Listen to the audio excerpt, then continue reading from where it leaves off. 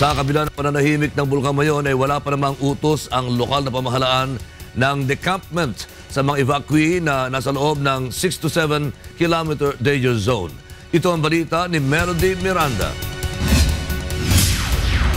Sa kabilangan ng halos ilang linggo ng pananahimik ng Bulkang Mayon, hindi pa nagpapalabas ng utos ng decampment o pagpapauwi sa mga evacuee sa kani-kanilang tahanan sa loob ng 6 to 7 kilometer permanent danger zone at maging ng 8 kilometer buffer zone sa Bulkang Mayon.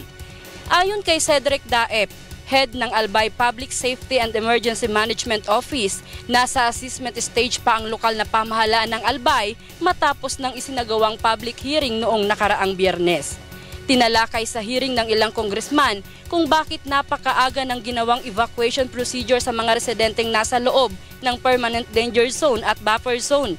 Ayon naman kay Ed Laguerta, resident volcanologist ng PBOX, kahit na i-request ng ilang kongresista na ibaba sa alert level 2 ang status ng Mayon, ay hindi ito maaari dahil sa patuloy na binabantayan ang gumagalaw na magma sa loob ng bulkan.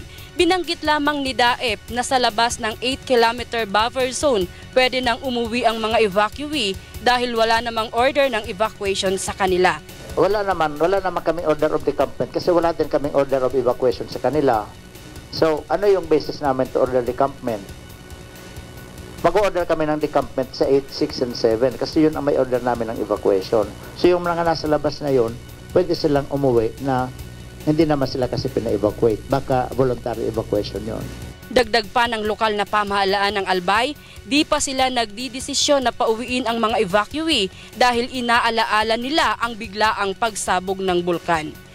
Kung ang mga LGU naman ng iba't ibang bayan na nasasakop ng danger zone ay pababalikin ang kanilang mga constituent, ay sila ang mananagot kung may mangyari man. 6 kilometers ito, matapos extended 7, ito ang Mayon below. Kung dito naman dumaan yan at mag-extend sa 7 at umabot ng 8. Pag may namatay dyan, kahit po may nag-recommend na ibang tao dyan, still ang accountable LGU.